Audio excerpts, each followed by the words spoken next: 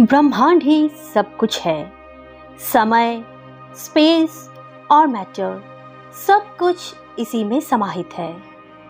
हमारी पृथ्वी इस ब्रह्मांड में चट्टान का घूमता हुआ एक कण भर है, जो हमारी मिल्की वे गैलेक्सी में मौजूद 200 अरब तारों में से एक का चक्कर काट रही है।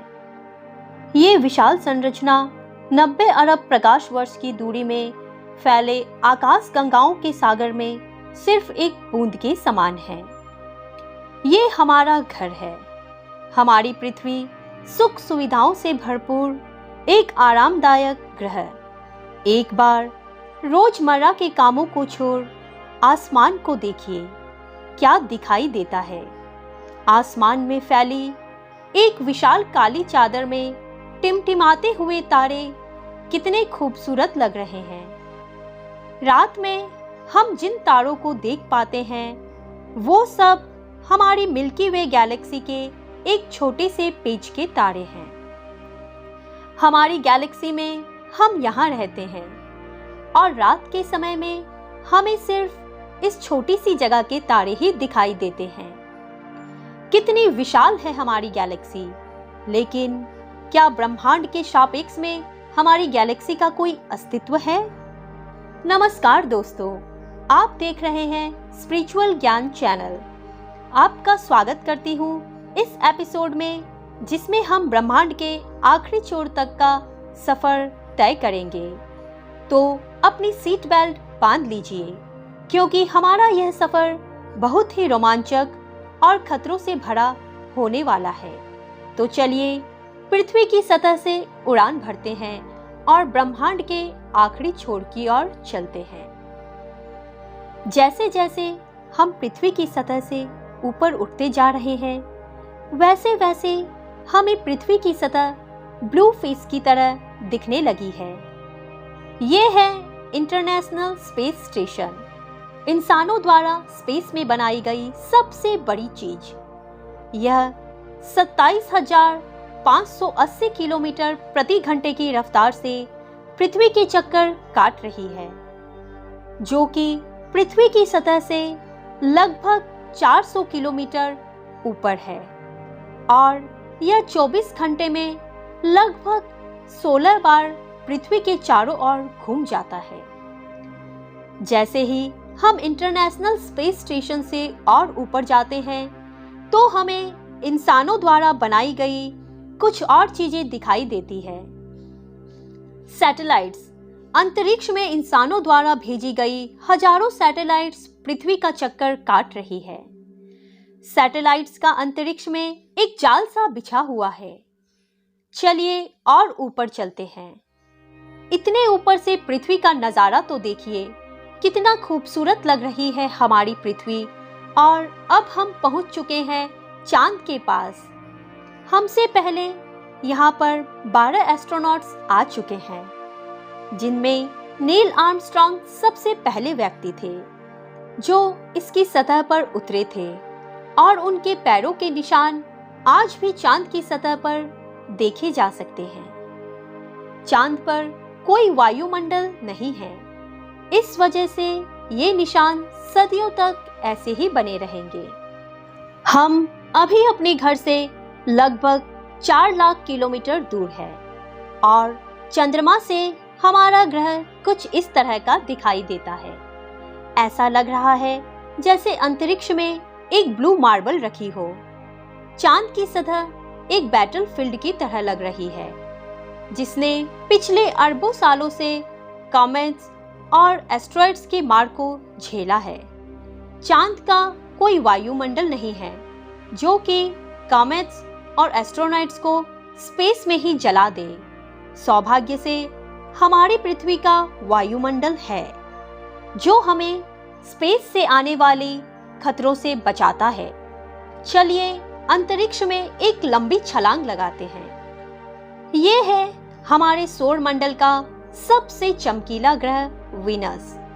इसको पृथ्वी की छोटी बहन बोला जाता है, क्योंकि यह पृथ्वी की तरह ही एक प्लैनेट है जिसकी ग्रेविटी लगभग पृथ्वी के समान ही है।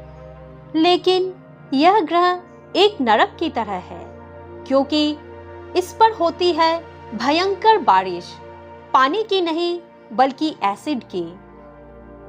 इसके एटमॉस्फेयर में जो बादल दिखाई दे रहे हैं वह सल्फ्यूरिक एसिड है।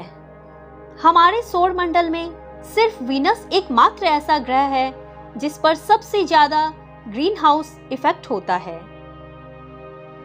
सूर्य की गर्मी इस पर आती तो है लेकिन वापस नहीं जा पाती, जिसकी वजह से हीट इसके एटमॉस्फेयर के अंदर ट्रैप होकर रह जाता है। यही कारण है कि शुक्र ग्रह हमारे सौर मंडल का सबसे गर्म ग्रह है, जिसका तापमान 465 डिग्री सेल्सियस है। इसकी सतह पर काफी मात्रा में ज्वालामुखी मौजूद है, जो इस ग्रह को और ज्यादा खतरनाक बनाते हैं। इस प्लांट पर कुछ भी सरवाइव नहीं कर सकता है। चलिए अपनी जर्नी को और आगे बढ़ाते हैं। यह है सूर्य के सबसे पास मौजूद ग्रह मर्क्यूरी। इस ग्रह की धरती हमारे चंद्रमा जैसी नजर आती है, जिस पर बड़े बड़े गड्ढे मौजूद हैं। इस ग्रह के दिन और रात के टेम्परेचर में बहुत ज्यादा डिफरेंस है।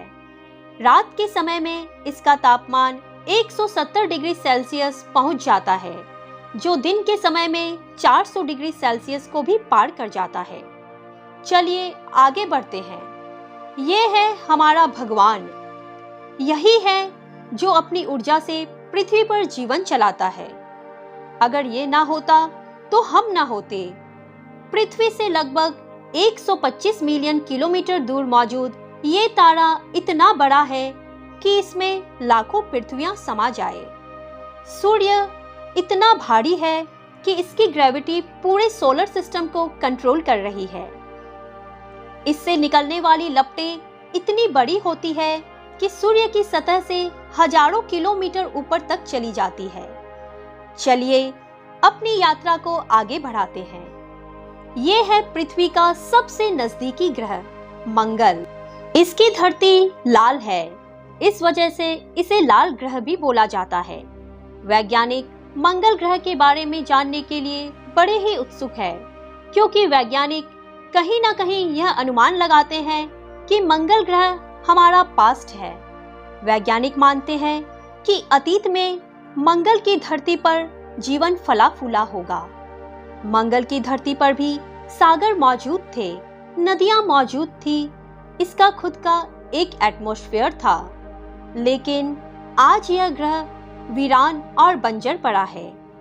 आज वैज्ञानिक इस ग्रह पर सूक्ष्म रूप में ही सही बैक्टीरिया के रूप में जीवन खोजने में जुटे हैं, और वैज्ञानिक इस ग्रह पर भविष्य में बस्तियां बसाने की सोच रहे हैं। अगर हम मंगल पर आए हैं तो हम इसे कैसे मिस कर सकते हैं। यह है एक प्राचीन ज्वालामुखी।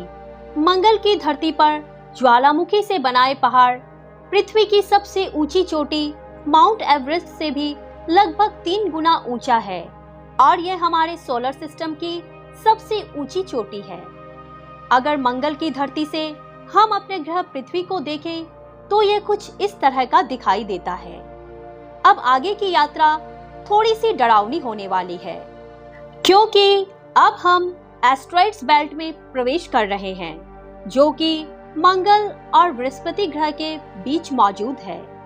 इसमें मौजूद है बड़ी बड़ी और विशालकाय चट्टानें, जो कि सूर्य के चारों ओर घूम रही है। इस एस्ट्रॉइड्स बेल्ट में इतनी बड़ी बड़ी चट्टानें मौजूद हैं कि अगर यह सब आपस में मर्ज हो जाए तो इनसे एक बड़े ग्रह का निर्माण हो सकता है। इस बेल्ट में इतने बड़े बड़े एस्ट्रॉइड मौजूद हैं कि इन पर एक बड़ा शहर बसाया जा सकता है। जैसा कि हम जानते हैं कि 4.5 बिलियन साल पहले हमारे सौर मंडल में ग्रह बने, लेकिन एस्ट्रॉइड बेल्ट में मौजूद यह मलबा जैसा का तैसा रह गया।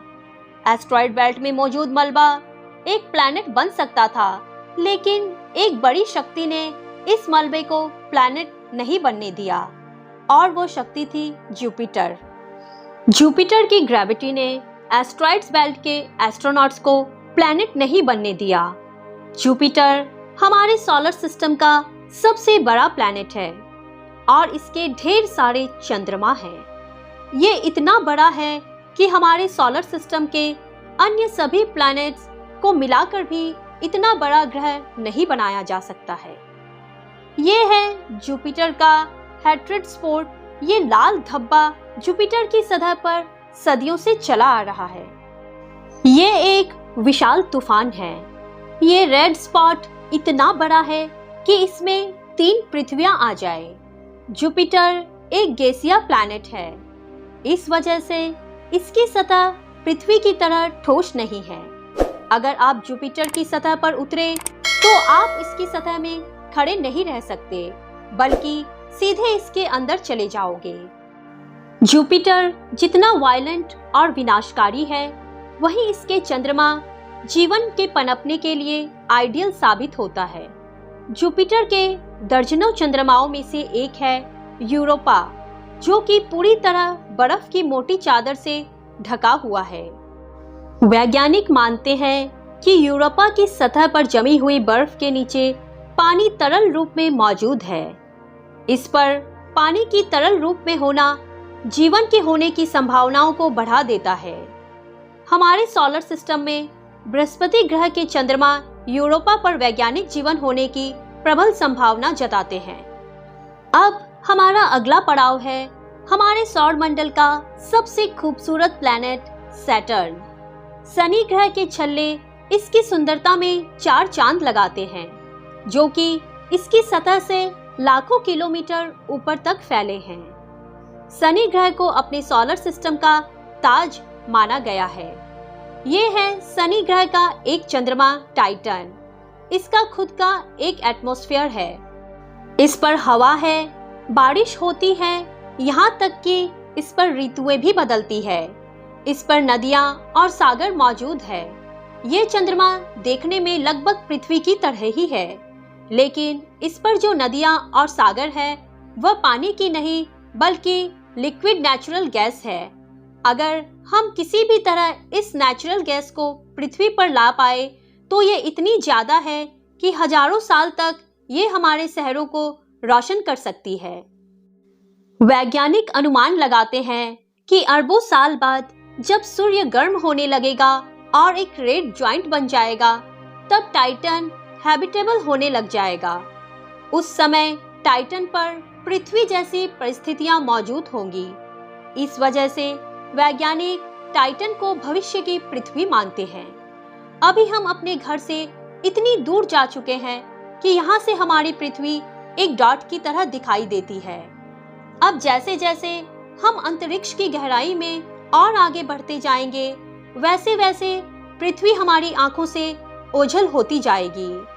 हमारा अगला पड़ाव है यूरेनस। प्राचीन समय में यूरेनस और नेपच्यून के बारे में कोई भी जानकारी नहीं थी, जब तक कि टेलीस्कोप का आविष्कार नहीं हुआ। हमारी सौर व्यवस्था का सबसे आखिरी प्लैनेट है नेपच्यून। हमारा सोलर सिस्टम बहुत बड़ा है, लेकिन नेपच्यून के बाद भी हमारा सोलर सिस्टम खत्म हो जाता है। अपने सोलर सिस्टम की गहराई में हम आगे बढ़ते हैं तो हम पहुंच जाते हैं क्वेपर बेल्ट में, जो पिछली एस्ट्रॉइड बेल्ट से 20 गुना चौड़ी और 200 गुना ज्यादा फैली है। ग्रहों की लिस्ट से बेदखल किया जाने वाला प्लूटो भी किसी क्वेपर बेल्ट का सदस्य है। क्वेपर बेल्ट में एस्ट्रॉइड बेल्ट से भी ज्यादा बड़े बड़े ऑब्जेक्ट मौजूद है, जिनकी खुद की ग्रेविटी की वजह से इनके चंद्रमा भी हैं। चलिए क्वेपर बेल्ट को पार करके आगे चलते हैं। हमारी पृथ्वी से 13 बिलियन किलोमीटर दूर है ये सूर्य से सबसे दूर मौजूदा ऑब्जेक्ट सैडेना। यह एक बोना ग्रह है, जो एक ऐसा स्पेस ऑब्जेक्ट है जो सबसे दूर सूर्य की परिक्रमा कर रहा है। इसकी खोज 2003 में हुई थी। यह सूर्य की एक परिक्रमा 10,000 सालों में पूरी कर पाता है। चलिए अब अपने सोलर सिस्टम से बाहर का रुख करते हैं। अभी हम इंटरस्टेलर स्पेस में प्रवेश कर चुके हैं।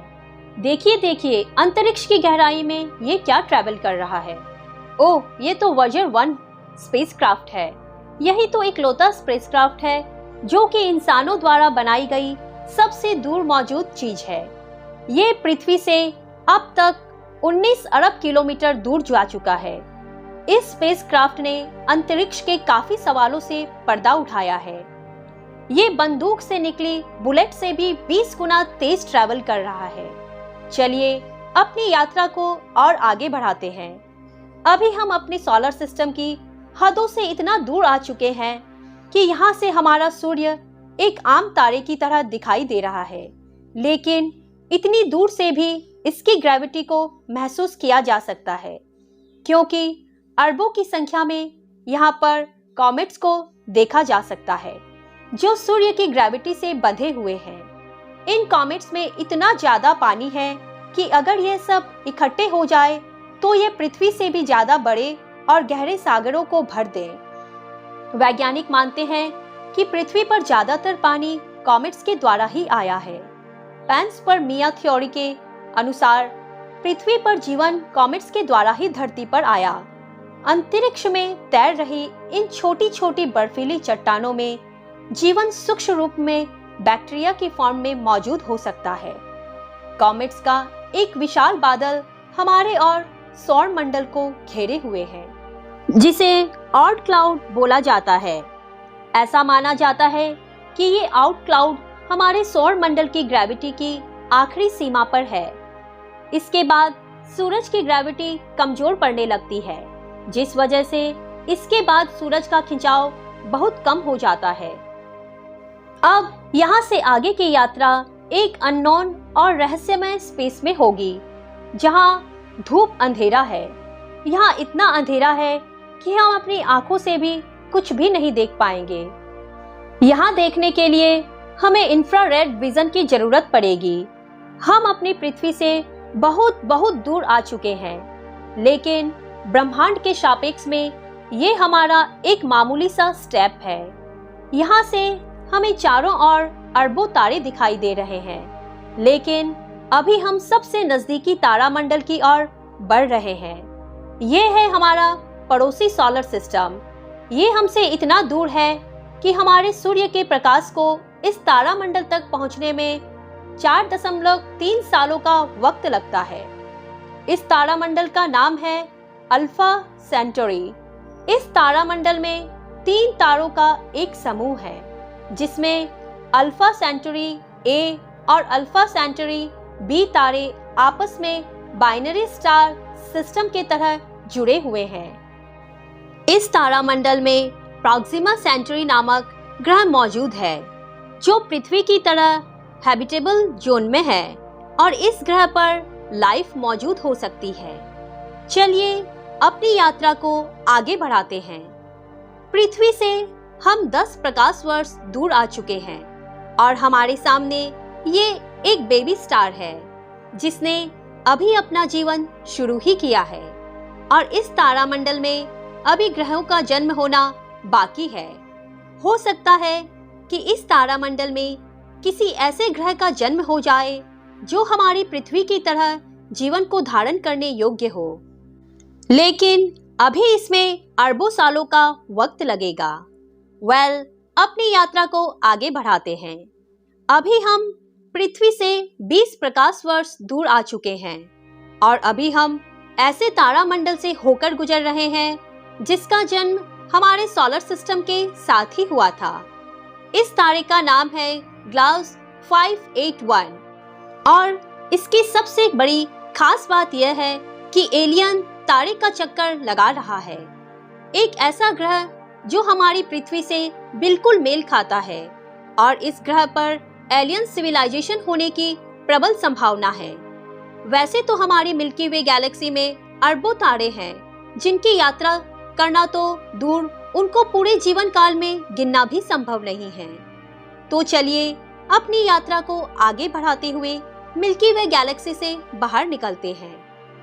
ये है हमारी मिल्की वे गैलेक्सी, जो अरबों तारों का घर है, जिनमें से हमारा सूर्य भी एक है। ये गैलेक्सी इतनी विशाल है कि अगर इसके एक छोर से प्रकाश ट्रैवल करे तो लाइट को भी इसके एक छोर से दूसरे छोर तक पहुंचने में 1,05,000 700 सालों का समय लगेगा। लेकिन ब्रह्मांड में मौजूद बड़ी बड़ी विशालकाय गैलेक्सियों के सामने हमारी गैलेक्सी कुछ भी नहीं। यूनिवर्स में मिल्की वे जैसी भी कई गुना बड़ी गैलेक्सियां मौजूद है। तो चलिए अपनी सोलर सिस्टम और अपनी गैलेक्सी को पीछे छोड़ते हुए इंटरगैलेक्टिक स्पेस में प्रवेश करते हैं। इंटरगैलेक्टिक स्पेस में प्रवेश करके हमें दूर दूर तक अरबों गैलेक्सियां दिखाई दे रही हैं। लेकिन ये सभी गैलेक्सियां झुंड में हैं और ये हमारी गैलेक्सियों का झुंड, जिसमें हमारी गैलेक्सी मिल्की वे और अन्य पड़ोसी गैलेक्सियां भी मौजूद हैं। गैलेक्सियों के इस छोटे से झुंड को लोकल ग्रुप बोला जाता है। गैलेक्सियों का ये लोकल ग्रुप 10 मिलियन प्रकाश वर्ष में फैला हुआ है। जैसे जैसे हम अपनी यात्रा को आगे बढ़ाते जा रहे हैं, वैसे वैसे हमें अन्य गैलेक्सियों के झुंड दिखाई देते जा रहे हैं और उनमें भी हमारे लोकल ग्रुप की तरह गैलेक्सियां मौजूद है। गैलेक्सियों के कई लोकल ग्रुप्स को मिलाकर एक सुपर क्लस्टर बनता है। अभी हमारे सामने जो मौजूद है वो वर्ग सुपर क्लस्टर है। इसी वर्गो सुपर क्लस्टर में हमारी गैलेक्सियों का लोकल ग्रुप भी शामिल है और हमारी गैलेक्सियों का लोकल ग्रुप इस छोटे से पेच में है। अभी हम अपने घर से इतने दूर आ चुके हैं कि यहाँ से हम अपने सूर्य को तो छोड़ो, यहाँ तक कि अपनी गैलेक्सी को भी छोड़ो, हमारी गैलेक्सी का लोकल ग्रुप भी एक छोटे से पेच के समान दिखाई दे रहा है। कितना विशाल है ना सुपर क्लस्टर।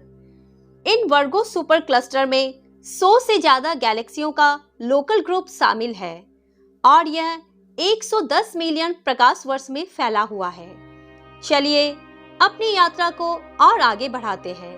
अरे ये क्या, जैसे जैसे हम आगे बढ़ते जा रहे हैं वैसे वैसे हमें वर्गो सुपर क्लस्टर जैसे अनगिनत सुपर क्लस्टर्स दिखाई दे रहे हैं। इस सुपर क्लस्टर से समूह को नाम दिया गया है और हमारा वर्गो सुपर क्लस्टर यहाँ पर है, एक छोटे से पेच के समान, जिसमें हमारी गैलेक्सियों का लोकल ग्रुप एक डॉट की तरह दिखाई दे रहा है। ये सुपर क्लस्टर 520 मिलियन प्रकाश वर्ष में फैला हुआ है, जिसमें लाखों वर्गो सुपर क्लस्टर जैसे सुपर क्लस्टर्स मौजूद हैं। चलिए अपनी यात्रा को और आगे बढ़ाते हैं। जैसे जैसे हम आगे बढ़ते जा रहे हैं वैसे वैसे सुपर क्लस्टर भी छोटा होता जा रहा है और इतनी दूर से देखने पर भी एक छोटे से पेच की तरह दिखाई दे रहा है। ओह माय गॉड, मेरा तो दिमाग ही घूम गया। खैर अपनी यात्रा को और आगे बढ़ाते हैं। यह है हमारा ऑब्जर्वेबल यूनिवर्स, जिसमें हम एक छोटे से डॉट की तरह मौजूद है। लेकिन क्या यही हमारी यात्रा खत्म हो जाती है? क्या इतना ही बड़ा है ब्रह्मांड? वेल, जैसा कि मैंने अभी बोला है कि ऑब्जर्वेबल यूनिवर्स यानी ज्ञात ब्रह्मांड। ब्रह्मांड के बारे में हम जो भी जानते हैं वो केवल यहीं तक जानते हैं। हो सकता है कि ब्रह्मांड का विस्तार आगे भी हो जो अनंत तक चलता जा रहा हो, लेकिन वहां से हम तक कोई प्रकाश ही नहीं पहुंच पा रहा हो जिससे हमें ऑब्जर्वेबल यूनिवर्स के बाहर का पता चल सके। वैज्ञानिक ये भी अनुमान लगाते हैं कि हो सकता है कि हमारे यूनिवर्स जैसे असंख्य यूनिवर्स और मौजूद हो सकते हैं, जिनमें हमारा यह ब्रह्मांड एक विशाल सागर में एक छोटी सी बूंद के समान हो। खैर, मल्टीवर्स यानी एक से ज्यादा ब्रह्मांडों का अस्तित्व है कि नहीं, ये कोई नहीं जानता और ना ही हमारे पास मल्टीवर्स यानी महाब्रह्मांड के कोई सबूत है। लेकिन ये तो तय है कि ऑब्जर्वेबल यूनिवर्सिटी ब्रह्मांड का अंत नहीं हो सकता। इसके बाहर भी कुछ ना कुछ मौजूद है जिसका हमें कोई भी ज्ञान नहीं है।